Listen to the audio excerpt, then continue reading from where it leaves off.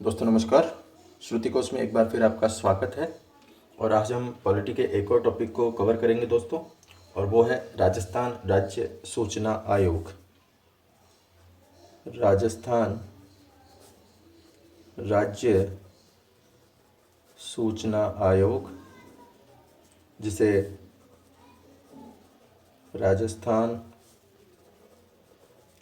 State information commission भी कहा जाता है, RSIC, Rajasthan state information commission. तो आज हम इसकी चर्चा करेंगे। तो चर्चा करें उससे पहले अगर आपने अब तक श्रुति कोश को सब्सक्राइब नहीं किया है तो आप सब्सक्राइब कर लें, जिससे कि आपको लेटेस्ट वीडियो प्राप्त होते रहें। और दोस्तों वीडियो को पूरा देखा कीजिए, क्योंकि कई बार व्याख्यात्मक रूप से भी कई चीज़ों को कवर कर लिया जाता है, तो जिससे कि आपके जो प्रश्न हैं उनका समाधान आपको मिल सके। तो शुरू करते हैं हम राजस्थान राज्य सूचना आयोग। और दोस्तों जब हम सूचना आयोग की बात करते हैं तो सबसे पहले अगर राज्य में हम बात करें सूचना आयोग की, तो राज्य में पहली बार सूचना का अधिकार कानून 2000 लागू हुआ और सूचना अधिकार अधिनियम की धारा 15 के तहत राजस्थान सूचना आयोग का गठन किया गया। तो ये सूचना का अधिकार अधिनियम जो है उसके आधार पर धारा 15 के तहत राजस्थान सूचना आयोग का गठन किया गया। इससे पूर्व जो है केंद्रीय सूचना आयोग का गठन हो चुका था, CIC का, और उसके बाद सभी राज्यों के अंदर भी इनका जो गठन है वो होना था। तो उसी के तहत धारा 15 के तहत राजस्थान सूचना आयोग का जो गठन है वो किया गया। अब इस अधिनियम के अंतर्गत कुछ नियम बनाए गए। तो क्या क्या वो नियम बनाए गए एक बार देख लेते हैं। अधिनियम के अंतर्गत नियम, क्या नियम बनाए गए देखिए इस अधिनियम के अंतर्गत। तो अधिनियम के अंतर्गत जो नियम बनाए गए उन नियमों के अंदर सबसे पहला नियम तो यही है कि इस सूचना के अधिकार अधिनियम के अंतर्गत सूचना के अधिकार अधिनियम 2005 के अंतर्गत क्या प्रावधान किया गया कि प्रत्येक नागरिक को यह अधिकार है कि वह बिना कोई कारण बताए किसी भी सार्वजनिक प्राधिकरण से सूचना प्राप्त करे। ये जो मुख्य अधिकार दिया गया भारतीय नागरिकों को और राजस्थान के नागरिकों को कि अगर आप किसी भी सार्वजनिक प्राधिकरण से कोई सूचना प्राप्त करना चाहते हैं तो वो सूचना आप बिना कोई कारण बताए प्राप्त कर सकते हैं। ये आपका सूचना का अधिकार अधिनियम जो है वो तय करता है। नेक्स्ट, इससे हमें क्या अधिकार मिला। जब हम राजस्थान सरकार की बात करते हैं तो राजस्थान सरकार ने अधिनियम के तहत अधिनियम की धारा 27 के अंतर्गत दिनांक 12 अक्टूबर 2005 को परिपत्र जारी कर नियम बना दिए। और ये जो नियम थे ये दिनांक 13 अक्टूबर 2005 को राजपत्र में प्रकाशित हो गए। राजपत्र में उस हेतु निर्धारित शुल्क की अदायगी करके निर्धारित प्रपत्र द्वारा प्रकाशित होकर प्रभावी हो गए। यानी 13 अक्टूबर 2005 को राजपत्र में उस हेतु यानी जो सूचना प्राप्त करनी है उस हेतु निर्धारित शुल्क की अदायगी कर जो कोई निर्धारित प्रपत्र इसका बनाया गया है उस निर्धारित प्रपत्र पर संबंधित सार्वजनिक प्राधिकरण जो है जिससे सूचना लेनी है द्वारा प्रकाशित होकर ये प्रभावी हो गए। तो राजस्थान सरकार के अधिनियम की धारा 27 के अंतर्गत 12 अक्टूबर को ये परिपत्र जारी किया गया और 13 अक्टूबर 2005 को राजपत्र में जो भी शुल्क था उसका अदायगी करके ये जो नियम थे उनको प्रभावी कर दिया गया। और इसी के तहत सूचना का जो अधिकार है वो अगर हम बात करें संपूर्ण भारत की तो ये सूचना का अधिकार अधिनियम 2005 संपूर्ण देश में लागू हुआ और उसके बाद राजस्थान के अंदर भी इसको लागू किया गया। तो राजस्थान ने अपने 13 अक्टूबर 2005 को जो अधिनियम के तहत आदेश थे उसको प्रभावी अपना बना दिया।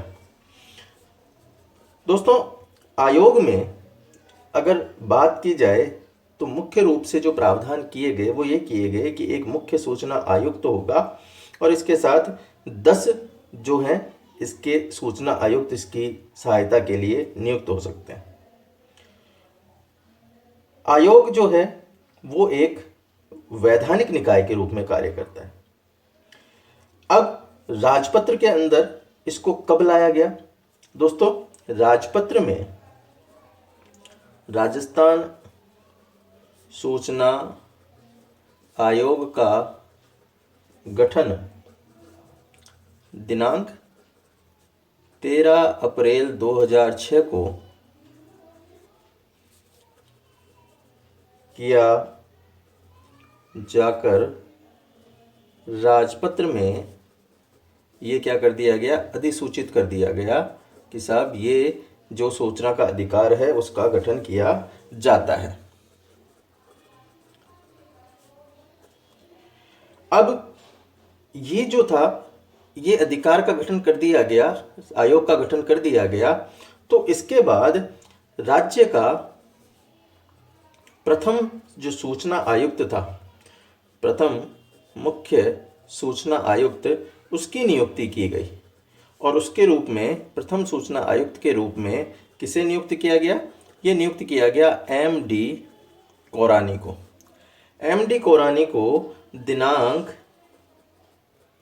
18 अप्रैल 2006 को राज्यपाल ने पद की शपथ दिलाई। अब एक चीज़ यहाँ पे अपन देख रहे हैं कि इनको पद की शपथ कौन दिलाता है, तो राज्यपाल इनको पद की शपथ दिलाता है। तो राज्य के प्रथम मुख्य सूचना आयुक्त कौन नियुक्त हुए थे? प्रथम सूचना आयुक्त नियुक्त हुए थे एम.डी. कोरानी, जो 18 अप्रैल 2006 को इनको नियुक्त किया गया और राज्यपाल जो है उनको पद की शपथ दिलाता है। ठीक है, तो इसके बाद एक चीज़ और यहाँ हम देख लेते हैं कि ये जो हमारा आयोग है राजस्थान सूचना आयोग, ये आयोग एक वैधानिक निकाय है, यानी विधि के आधार पर अधिनियम बनाकर इसको बनाया गया है, इसलिए ये वैधानिक निकाय है जो क्या है, जो पूर्णतया स्वायत्तशासी है, पूर्णतया स्वायत्तशासी। और इसका मुख्यालय कहाँ है? इसका मुख्यालय है दोस्तों जयपुर में। जयपुर में इसका मुख्यालय है और ये जो है ये वैधानिक निकाय और पूर्णतया स्वायत्तशासी निकाय है। अब बात करते हैं हम इसकी नियुक्तियों की।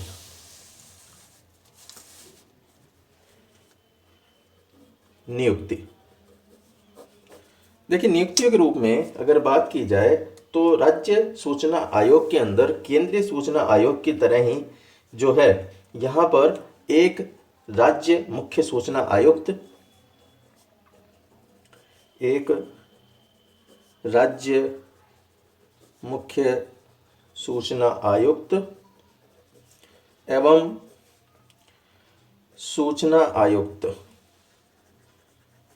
ये क्या है, अधिकतम 10,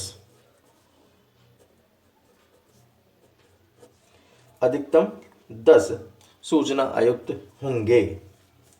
तो राज्य सूचना आयोग में एक तो मुख्य सूचना आयुक्त होगा और अधिकतम 10 सूचना आयुक्त और नियुक्त किए जा सकते हैं सहायता के लिए, और जिनकी नियुक्ति किसके समिति सिफारिश पे की जाएगी, जिनकी नियुक्ति राज्यपाल द्वारा जो समिति डिसाइड की जाएगी उस समिति की सिफारिश पर की जाएगी।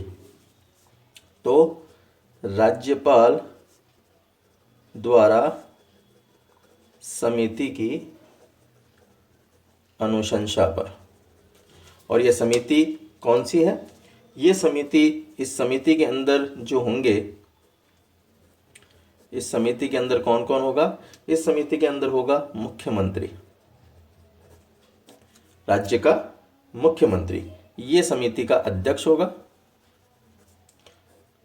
इसके अलावा विधान सभा में प्रतिपक्ष नेता, अगर प्रतिपक्ष नेता विधानसभा में मौजूद नहीं है तो जो भी विधानसभा की सबसे बड़ी पार्टी है उस पार्टी का नेता, और मुख्यमंत्री द्वारा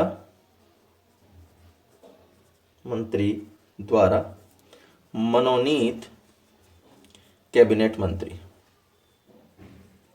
यानी मुख्यमंत्री द्वारा कोई भी कैबिनेट मंत्री जो है वो इसमें लाया जा सकता है, और इनके आधार पर, इनकी चर्चा के आधार पर जो नाम डिसाइड होता है उसे राज्यपाल को भेज दिया जाता है, और राज्यपाल उस आधार पर आयुक्तों की और मुख्य सूचना आयुक्त की नियुक्ति कर देता है।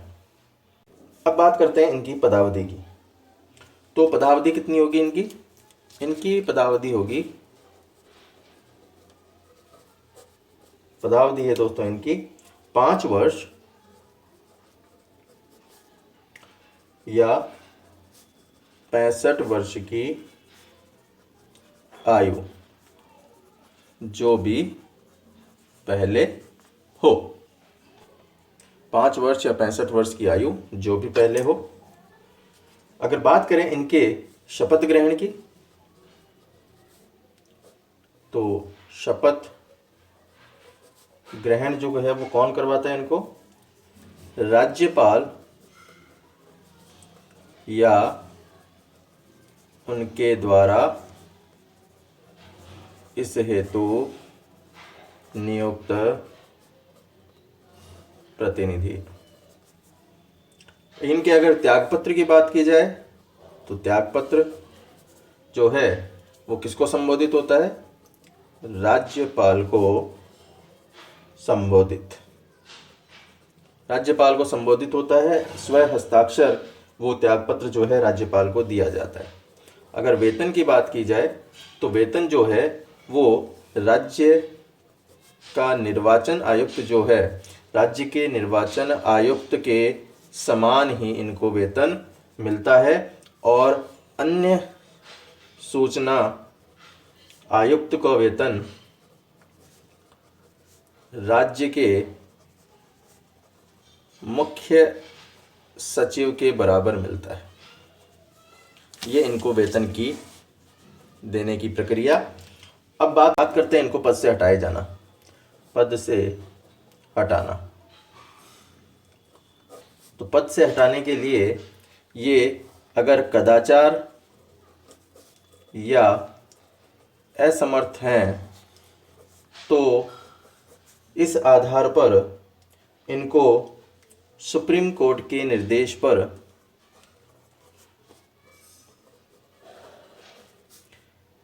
राज्यपाल द्वारा हटाया जा सकता है। ठीक है, पद से हटाया जा सकता है। नेक्स्ट हम बात करते हैं आयोग के कार्य व शक्तियों की। आयोग के कार्य एवं शक्तियां। दोस्तों, आयोग की कार्य व शक्तियां जो है वो सूचना के अधिकार अधिनियम की धारा 18, 19 एवं 20 के अंदर इनके कार्य व शक्तियों का वर्णन किया गया है। और इनके कार्य और शक्तियां क्या है? इनका कार्य और शक्तियों में पहला कार्य आता है कि आयोग का यह दायित्व है कि वे किसी व्यक्ति से प्राप्त निम्न जानकारी एवं शिकायतों का निराकरण करे। क्या ये जानकारी और शिकायतें हैं? तो इसमें शामिल है किसी सूचना को प्रस्तुत करने में असमर्थ रहा हो, यानी अगर जन सूचना अधिकारी की नियुक्ति न होने के कारण किसी सूचना को प्रस्तुत करने में कोई व्यक्ति असमर्थ रहा हो तो ऐसी शिकायतों का निवारण जो है वो आयोग के द्वारा किया जाएगा। आयोग का ये दायित्व है। इसके अलावा उसे चाही गई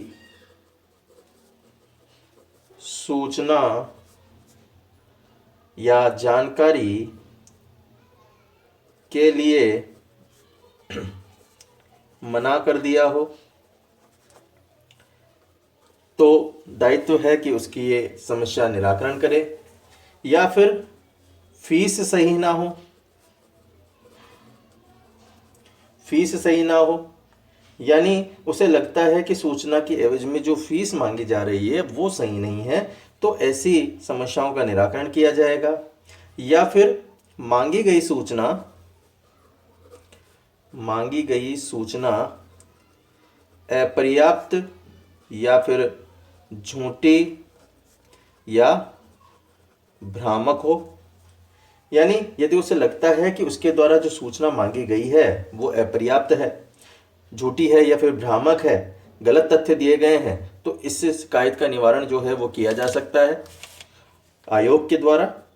और सूचना प्राप्ति से संबंधित कोई अन्य मामले हैं, सूचना प्राप्ति से संबंधित अन्य मामला, तो भी आयोग का यह दायित्व है कि वह किसी व्यक्ति की जो जानकारियां हैं, शिकायतें हैं, उनका निवारण करे। दूसरा जो इसका कार्य है या शक्ति है उसकी हम बात करें तो मान लीजिए यदि किसी ठोस आधार पर कोई मामला प्राप्त होता है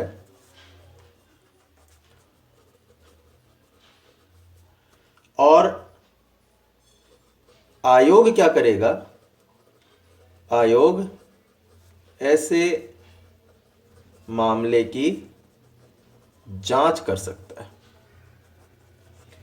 यानी किसी ठोस आधार पर कोई मामला प्राप्त होने पर आयोग उसकी जांच के आदेश दे सकता है। यह स्वप्रेरणा शक्ति है कि अगर ऐसा कोई मामला है और उस मामले की जांच किया जाना है तो आयोग उस मामले की जांच के आदेश दे सकता है स्वप्रेरणा से। नेक्स्ट है कि जांच करते समय आयोग को जो दीवानी शक्तियां होती है, दीवानी न्यायालय की जो शक्तियां होती है वो शक्तियां प्राप्त होती है, वो शक्तियां प्राप्त हो जाती है। और उन शक्तियों के तहत क्या क्या किया जा सकता है? उन शक्तियों के तहत जो न्यायालय है, दीवानी शक्तियां जो प्राप्त है आयोग को, वो आयोग क्या कर सकता है? वो आयोग कर सकता है कि व्यक्ति को प्रस्तुत होने के लिए सम्मन जारी कर सकता है। सम्मन कौन जारी करता है? कोर्ट जारी करता है। तो इसे भी अधिकार प्राप्त हो जाता है कि वह व्यक्ति को उपस्थित होने के लिए सम्मन जारी कर सके। इसे यह अधिकार प्राप्त हो जाता है कि वह दस्तावेज मंगाकर उनकी जांच कर सके। इसे यह अधिकार प्राप्त हो जाता है कि वह एफिडेविट के रूप में साक्ष्य प्रस्तुत करवाए। वह न्यायालय या कार्यालय से सार्वजनिक दस्तावेज मांग सकता है। किसी गवाह को दस्तावेज प्रस्तुत करने के लिए सम्मन जारी कर सकता है, या अन्य कोई मामला जिस पर विचार करने की आवश्यकता हो तो वो कर सकता है। तो ये कुछ अधिकार, ये कुछ शक्तियां जो है वो प्राप्त हो जाती है जब जांच करते समय जो आयोग है वो इस रूप में परिवर्तित हो जाता है। नेक्स्ट, इसका जो दायित्व और कार्य है वो क्या है? इसका दायित्व और कार्य है कि जांच के समय सभी सार्वजनिक दस्तावेज को आयोग के सामने प्रस्तुत करना अनिवार्य है। देखिए दोस्तों, अगर शिकायत की जांच करते समय आयोग का जो लोक प्राधिकारी है, तो आयोग क्या कर सकता है? लोक प्राधिकारी के नियंत्रणा में जो भी दस्तावेज हैं या रिकॉर्ड हैं उनकी जांच कर सकता है, और इस रिकॉर्ड को किसी भी आधार पर प्रस्तुत करने से इनकार नहीं किया जा सकता उस प्राधिकारी के द्वारा। तो हम कह सकते हैं कि जांच के समय सभी सार्वजनिक दस्तावेज को आयोग के सामने प्रस्तुत करना अनिवार्य होता है। जो जांच चल रही है उसके अंदर प्राधिकारी जो है इस बात के लिए मना नहीं कर सकता है। नेक्स्ट क्या है? नेक्स्ट है कि आयोग को यह शक्ति प्राप्त है कि वह लोक प्राधिकारी से अपने निर्णयों की अनुपालना सुनिश्चित करे। और इसमें क्या सम्मिलित है? जैसे सूचना अधिकारी की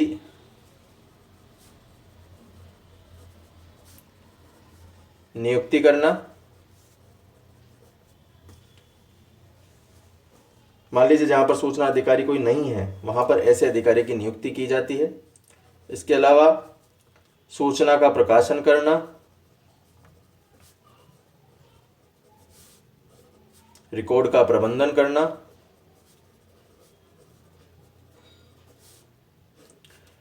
प्रशिक्षण की व्यवस्था करना, वार्षिक प्रतिवेदन तैयार करना,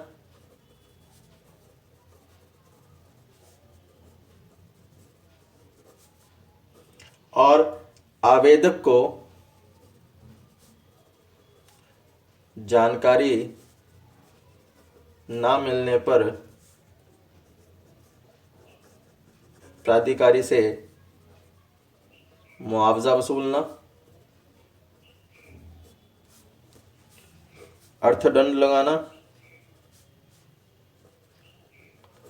ये आयोग को शक्ति प्राप्त है कि वो किसी लोक प्राधिकारी से अपने निर्णयों की अनुपालना सुनिश्चित करवा सकता है। अगर उसके आधार पर क्या क्या वो अनुपालना सुनिश्चित करवा सकता है, वो किसी सूचना अधिकारी की नियुक्ति कर सकता है, रिकॉर्ड के प्रबंधन रखरखाव के लिए कह सकता है, रिकॉर्ड के प्रबंधन रखरखाव के जो आवश्यक परिवर्तन है वो किए जा सकते हैं, सूचना के बारे में प्रशिक्षण की व्यवस्था की जा सकती है, और लोक प्राधिकारी से वार्षिक प्रतिवेदन को प्राप्त किया जा सकता है।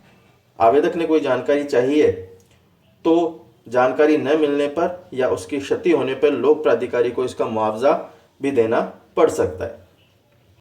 इसके बाद आयोग जो है, आयोग अपना वार्षिक प्रतिवेदन राज्य सरकार को प्रस्तुत करता है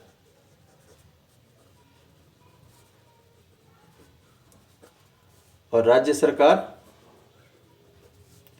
इसे विधानमंडल में प्रस्तुत करती है।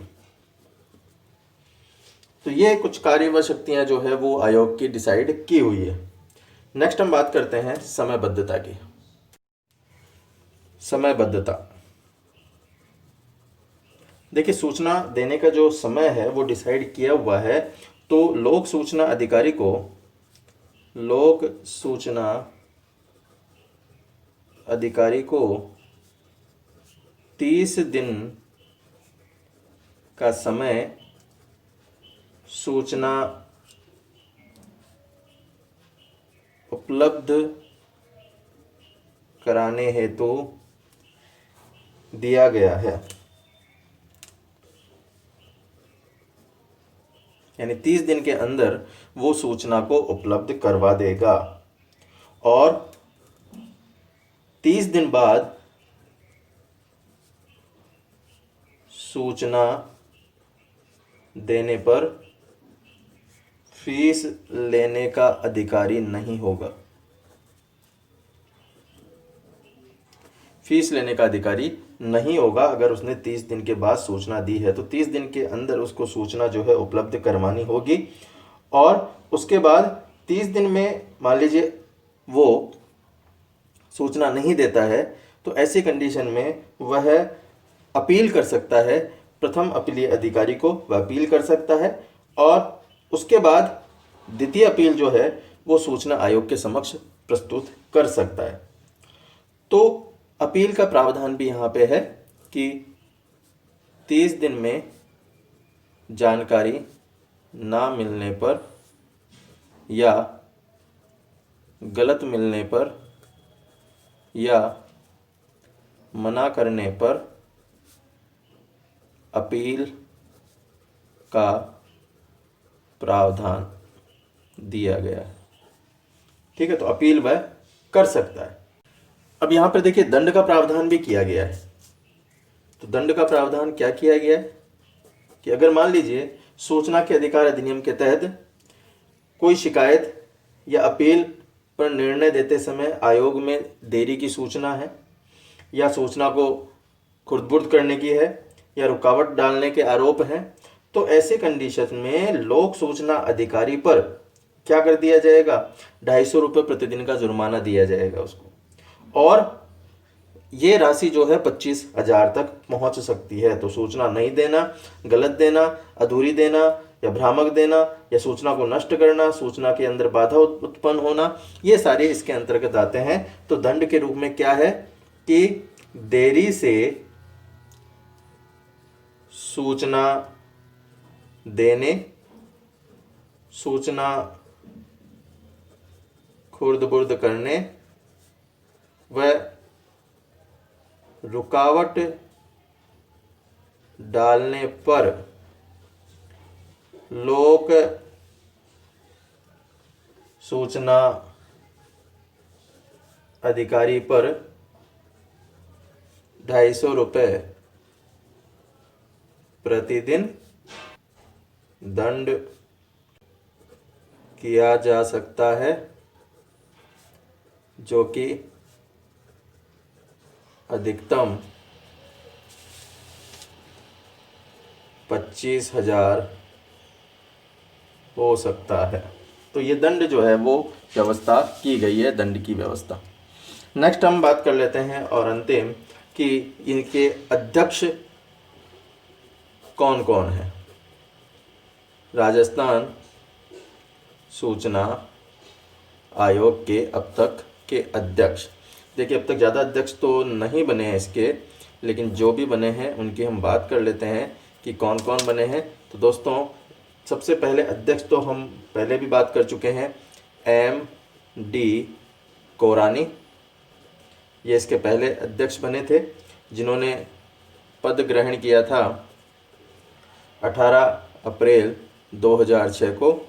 उसके बाद दूसरे इसके अध्यक्ष बने टी श्रीनिवास, जिन्होंने सितंबर में पद ग्रहण किया था 2011 में।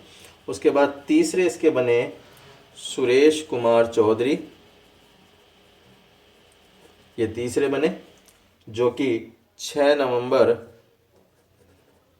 2015 को इन्होंने पद लिया था। तो एक बार इसकी समरी को अगर देखें हम, तो अगर हम बात करें देश की, तो देश में सूचना का अधिकार अधिनियम लागू करने वाला पहला राज्य राजस्थान है, जिसने कानून बनाकर 2000 में पहली बार इसे लागू किया। तो देश में पहला जो राज्य है वो राजस्थान ही है, जिसने सूचना के अधिकार को पूर्व में ही लागू कर दिया था। उसके बाद 2005 के अंदर जो यह है विधिवत रूप से जो लागू हुआ, राजस्थान सूचना आयोग जो है उसका गठन हुआ। तो वो 2005 में राजस्थान सूचना आयोग का 2006 में 2005 के अधिनियम के तहत 2006 के अंदर राजस्थान सूचना आयोग का ये गठन हुआ। और ये जो राजस्थान राज्य है उसमें पहले ही हो चुका था। और राजस्थान राज्य में ये सूचना का अधिकार प्राप्त करने का अगर हम श्रेय दें कि किसको जाता है, तो दोस्तों राजस्थान में सूचना के अधिकार को प्राप्त करने के इस आंदोलन का जो श्रेय जाता है, जो प्रणेता है इसकी, वो है श्रीमती अरुणा राय। और ये जो अरुणा राय थी, ये अरुणा राय मजदूर किसान शक्ति संघ की प्रणेता है। और राजस्थान में अगर इसकी हम प्रारंभ की बात करें, तो सूचना का अधिकार प्राप्त करने के लिए आंदोलन कहाँ से चला? ये आंदोलन चला दोस्तों जो ब्यावर है, यानी चांद गेट ब्यावर अजमेर से, ज़िला अजमेर। तो अजमेर से ये जो सूचना का अधिकार अधिनियम पर आंदोलन है वो यहाँ से चालू हुआ। और इसके बाद ये हमें मिला सूचना का अधिकार 2000 में। तो ये आंदोलन कब हुआ? यह आंदोलन हुआ 6 अप्रैल 1995 को अरुणा राय के द्वारा। तो अरुणा राय के द्वारा ये आंदोलन 6 अप्रैल 1995 को शुरू किया गया और चांद गेट ब्यावर अजमेर के अंदर ये आंदोलन स्टार्ट हुआ। उसके बाद में हमें क्या मिला?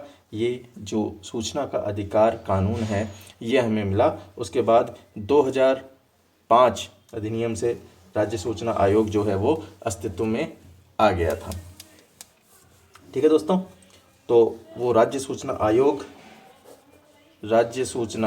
आयोग इसका जो गठन हुआ, ये गठन हुआ अप्रैल 2006 में गठन हुआ, धारा 15 के तहत।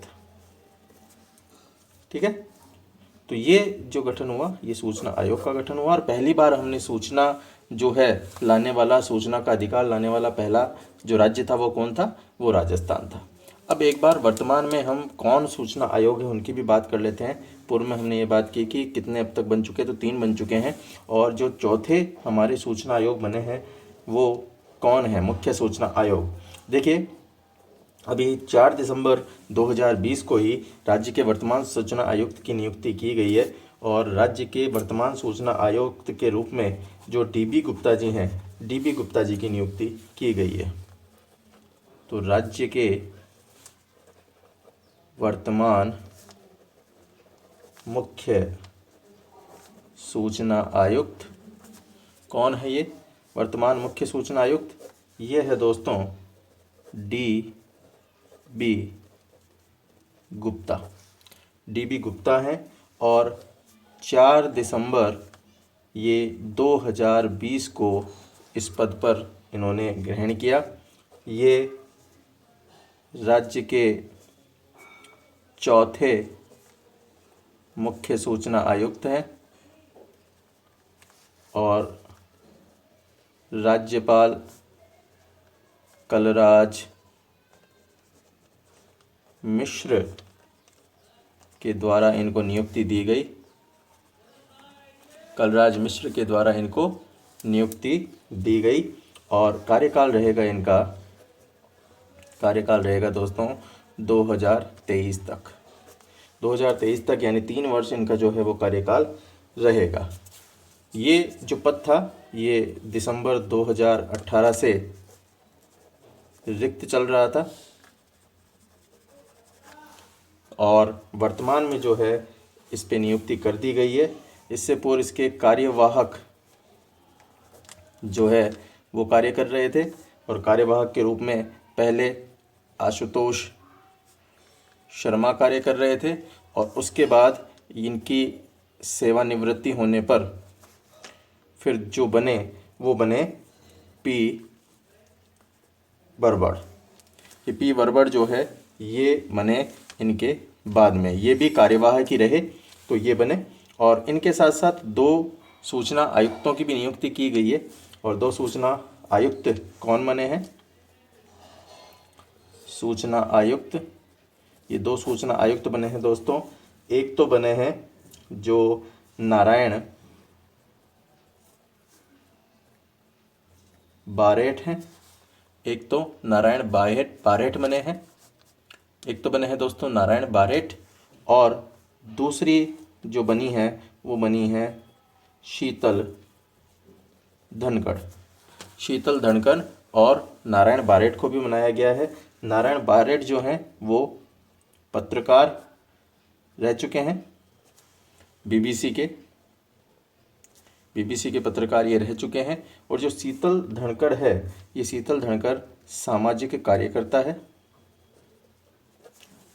कार्यकर्ता है और कांग्रेस के नेता हैं रणदीप धनकड़ उनकी पुत्री है। तो ये वर्तमान में दोस्तों 4 दिसंबर को ही ये जो नियुक्ति है वो की गई है राज्यपाल महोदय के द्वारा, कलराज मिश्र जी के द्वारा। तो राज्य के वर्तमान जो मुख्य सूचना आयुक्त हैं वो डीबी गुप्ता जी हैं और इनके साथ नारायण बारेठ और शीतल धनकड़ जो है वो सूचना आयुक्त के रूप में नियुक्ति इनकी दी गई है। तो ये था दोस्तों हमारे सूचना आयुक्त का खाका कि किस प्रकार देश में सूचना आयुक्त आने के बाद, सूचना का अधिकार आने के बाद किस प्रकार ये लागू हुआ, किस प्रकार राजस्थान राज्य के अंदर सूचना आयोग का गठन हुआ और कैसे राजस्थान ने पूर्व में ही यानी भारत में आने से पहले ही पहली बार जो है वो पहला राज्य बना था राजस्थान जिसने ये कानून जो है सबसे पहले लेके आया था सूचना के अधिकार का। और उसके बाद राज्य सूचना आयोग का भी गठन कर दिया गया 2005 के अधिनियम के बाद में। ठीक है दोस्तों, तो ये सूचना आयोग के बारे में हमने बात की। इस वीडियो में इतना ही। धन्यवाद। आपका दिन शुभ हो।